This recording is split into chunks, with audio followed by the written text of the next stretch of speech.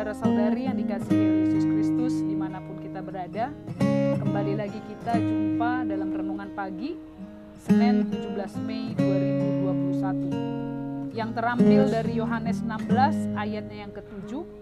Dikatakan, namun benar yang kukatakan ini kepadamu adalah lebih berguna bagi kamu jika aku pergi. Sebab jikalau aku tidak pergi, penghibur itu tidak akan datang kepadamu.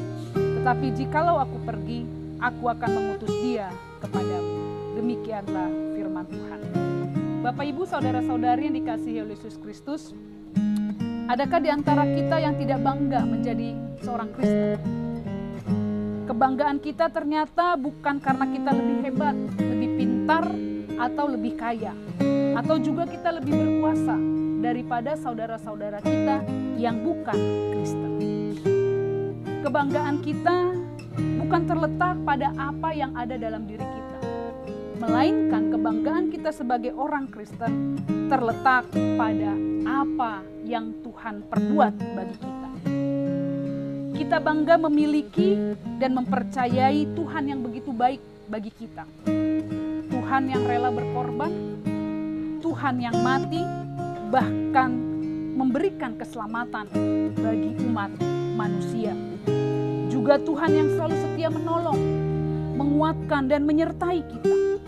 Tuhan yang telah bangkit dan yang naik ke surga untuk memasuki tata kemuliaannya, yang kuasanya pun melampaui semua kuasa yang ada di muka bumi ini, dan yang menyediakan tempat bagi kita kelak nanti. Dan banyak lagi hal yang akan membuat kita bangga menjadi seorang Kristen. Namun demikian, apakah kita sungguh-sungguh merasakan dan mengalami pertolongan, penguatan dan penyertaan Tuhan dalam hidup kita? Bukankah kadang-kadang kita juga merasakan betapa Tuhan tidak berada di samping kita, tidak menolong kita justru pada saat-saat yang sulit dan bahkan pada saat-saat yang gawat dan genting, pada saat di mana kita merasa tidak mendapatkan pertolongan dari siapapun, dan pada saat sungguh-sungguh kita sedang membutuhkan pertolongannya.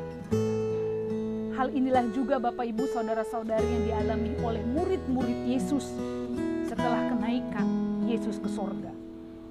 Tuhan Yesus mengetahui dan merasakan kegelisahan para murid. Itulah sebabnya Yesus memulai kata-kata perpisahan yang juga berisi nasihat dan janji. Bahkan suatu seruan yang kalau kita baca dalam Yohanes 14 ayat 1 dikatakan, janganlah gelisah, percayalah kepada Allah, percayalah juga kepadaku.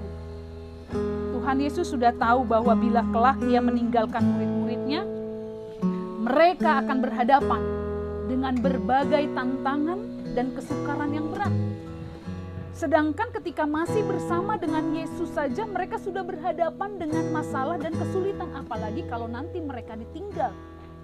Memang Tuhan Yesus berkata bahwa dia meninggalkan mereka antara lain dengan tujuan menyediakan tempat di rumah Bapa di surga, dan dia akan datang kelak untuk yang kedua kalinya. Bapak, Ibu, saudara-saudari yang dikasihi Yesus Kristus, ternyata bukan hanya murid-murid Yesus saja yang gelisah bila ditinggalkan Tuhan Yesus.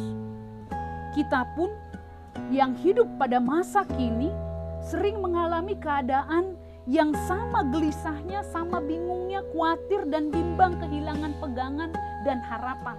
Tetapi yakin dan percayalah, di dalam nats kita pada saat ini, Tuhan telah mengutus, Tuhan akan mengutus kita kepada seorang penghibur.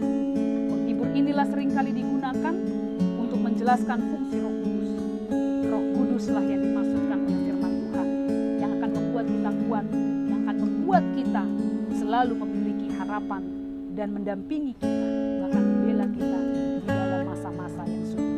Untuk itu, yakin dan percayalah, Tuhan dan Roh Kuduslah yang menyertai kita. Amin. Kita berdoa.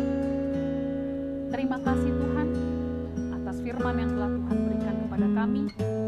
Biarkanlah itu dapat kami lakukan dalam kehidupan kami. Bahkan juga ya Tuhan, setiap kegelisahan